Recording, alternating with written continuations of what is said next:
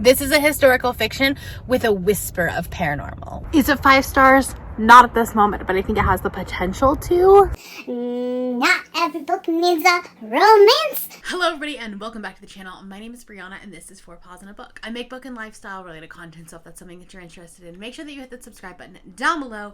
Today we are going to be reading some spooky books.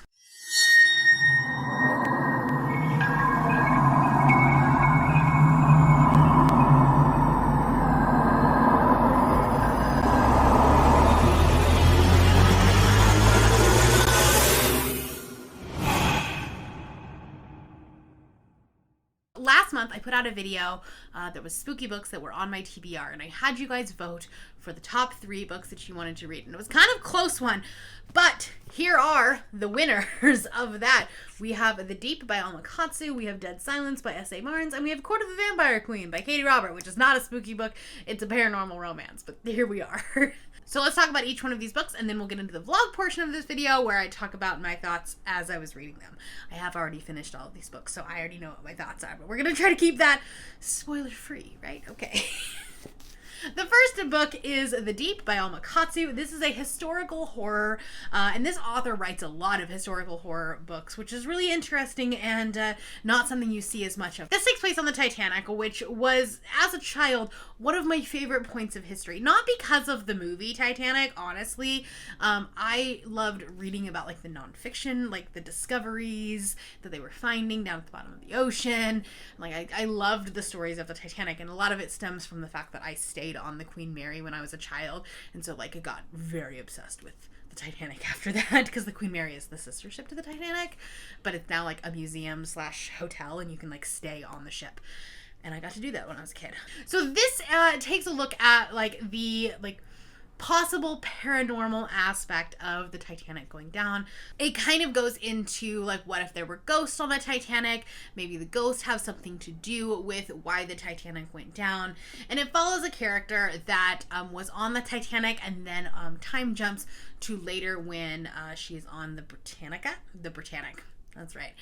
The Britannic, which was another sister ship. And again, there's, ghosts. It's going to be horror. It's going to be spooky. Anytime you end up with like deep water, like deep sea type horror, it can get really creepy because you don't really know like what's real, what's a figment of your imagination. So that's book number 1. Book number 2 also kind of has that same spooky element in the fact that we have Dead Silence by S.A. Barnes. This is a ghost ship, but a spaceship. And so this is obviously a sci-fi horror. One of probably my favorite type of horror books, just because of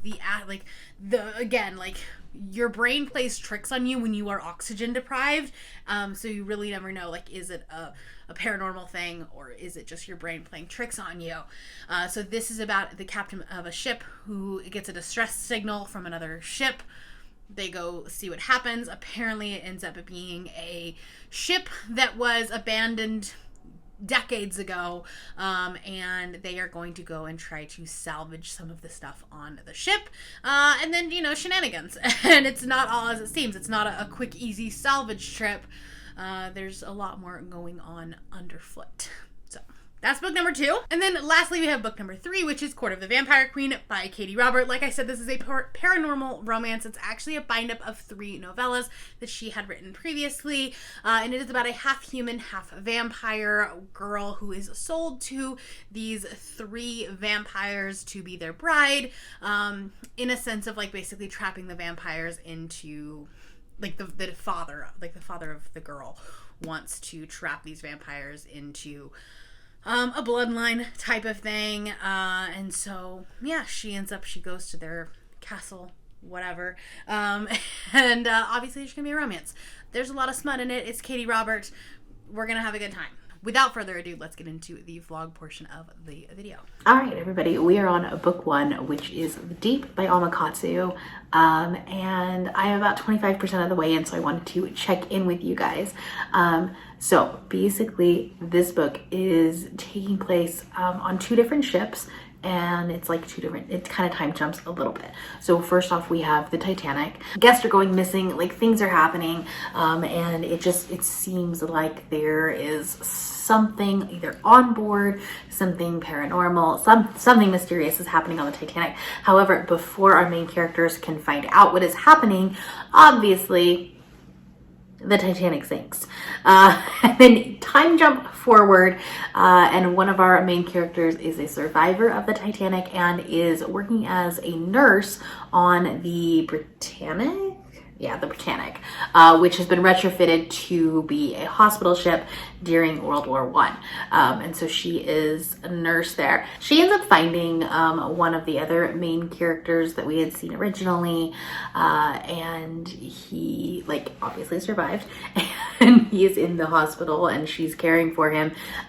There's a weird romance that's happening right now at the 25% mark between the two of them, and I think it's going to end up becoming like really psychological, and it's going to kind of mess with their head, because obviously it's bringing up a lot of negative thoughts from the Titanic and what might have been happening. So that's the synopsis so far. That's about as far as we've gotten. About 25% of the way in, I don't really know how I feel about this book. The writing is really pretty and it's very atmospheric, which I do love. Any type of story about the Titanic has to be this atmospheric, spooky, ominous type story. So I really appreciate that. I am, however, finding that I am really having to focus on the audiobook, and if I'm not like actively focusing on it, I am kind of losing things. A lot of that I think is just because of the pretty writing. It's definitely not a DNF or anything like that, but currently at this moment it's very middle of the road book. So I will touch base with you as we get a little farther in. Good morning. It is the next day. I wanted to update you on The Deep by Alma Katsu. I'm about 80% of the way into this, so I should finish this. Well, I will finish this today. It's gone from mediocre to awful, like, very quickly, and I've thought about DNFing it, but like I just want to get it finished. Because here's the thing, this is not a horror book. This is a historical fiction with a whisper of paranormal, like a whisper of horror. It's not a horror book. And there's so many things that it could have done that it's just not going far enough into. One of my favorite things in media is when you take like a historical moment or something that like everyone knows about and like flips it on its head, and it's like, actually all of, X, Y, and Z mean A, B, and C, and it like terrifies you because you're like, oh no, that actually could be that.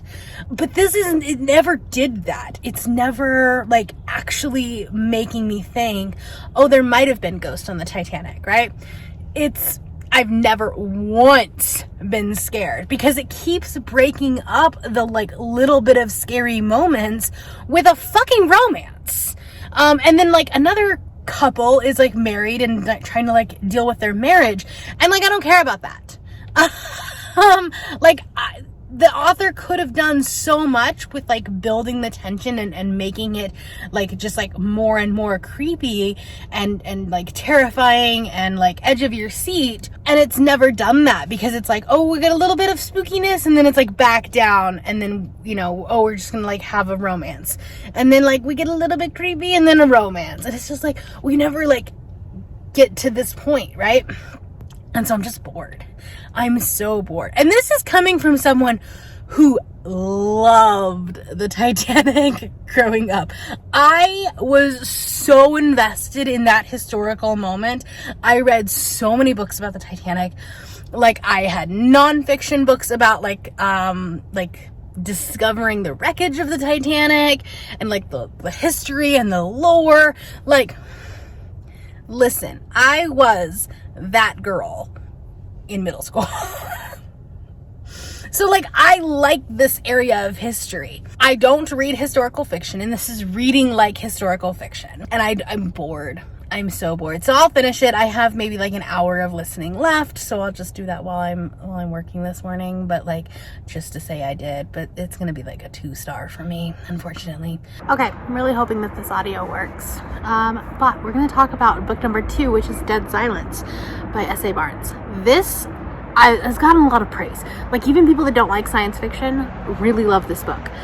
So I have high hopes going into this. I am about 25% of the way through already, and I'm enjoying it. Is it 5 stars? Not at this moment, but I think it has the potential to, so that's good. One of the things that I really like about science fiction horror, it's probably one of my favorite subgenres, and the reason why is it becomes so psychological because there's so much in space. It's the same thing with like underwater horror, which I do want to read more of that as well, but it's the same kind of thing. It's very psychological in the fact that you don't know what's going on because there's so much around you that like our brains cannot comprehend, we can't understand.